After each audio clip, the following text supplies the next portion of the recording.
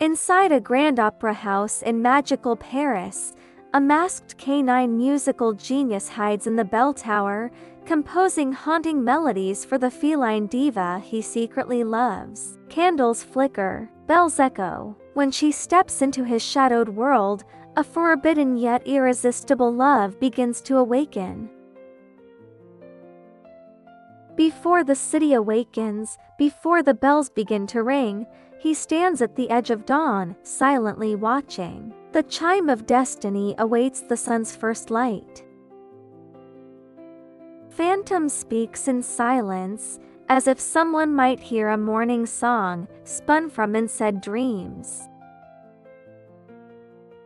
Like a rose blooming at dawn, Christine dances above the fountain, awakening a slumbering city. Ribbons weave the sunlight, her dress spills laughter. Even beneath the brightest sun, a command can silence laughter. She remembered those eyes, the night from a childhood dream, still waiting where she left him. Christine voice, like morning light through mist, remembered by one behind the stone. As notes entwine, a fox's pen whispers, before the curtain falls, fate hums its tune. From an old violin, a childhood song unfolds. In his gaze, Felix sings the memory meant only for her. By lantern's flame and echoing bell, the moment she turned, destiny quietly stirred. The music fades, the candlelight sways. He offers not just the mask, but what his heart dares not say. In the soft glow of candles, they sit closer than ever before. No vows are spoken, yet their hearts already know. This quiet dinner marks the moment love begins to awaken. He lays down his mask and takes her hand. They do not dance to music, but to hearts finally unveiled. For this moment, the world falls silent and love breathes softly within the tower. In the name of holy light, a melody of love is cast as sin the shadow in the tower marked for faith's pursuit. Within the slumbering stone and gears, the whisper of truth remains. A feline night turns fate's old lock where doubt and light entwine. Her heart is gently bound by two kinds of love. One protects like morning sun, the other burns like flame. She stands where destinies diverge as longing and fate compose their song. She donned another stolen grace, but could not hide the shadows in her gaze. Notes rose high as she stepped into borrowed fame, only to fall in truth beneath the mask of shame. When heartbreak tolls within the tower, fury and bell song tear through the sky. Shattered glass spins like blades of fate, no longer a shadow, but the storm itself.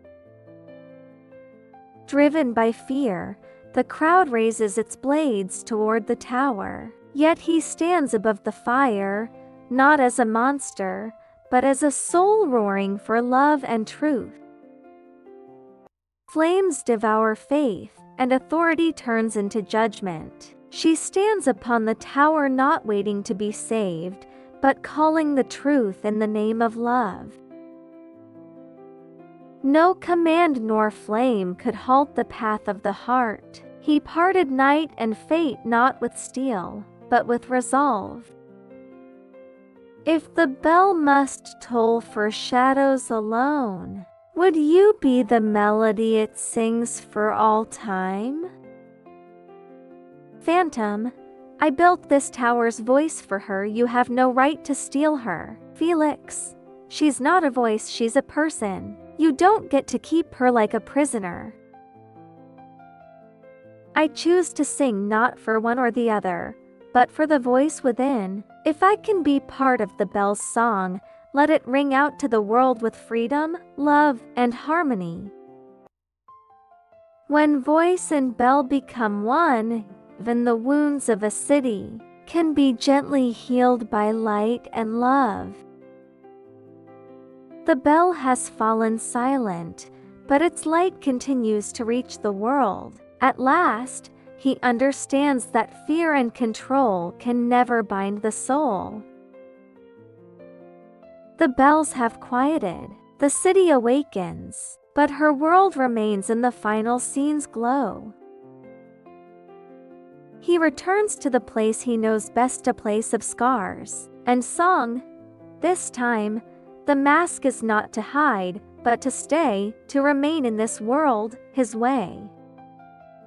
Before the city awoke, Christine stood atop the bell tower, gazing upon the Paris that made her weep and sing. The morning light flows in, washing away the night, and warming her heart anew. She is no longer a fleeing dancer, but a soul in the wind, free, radiant, and still dancing. They gazed out across Paris, a city once divided, now quietly healing. Love was no longer about possession, but about resonance, echoing like a bell, gently and forever within.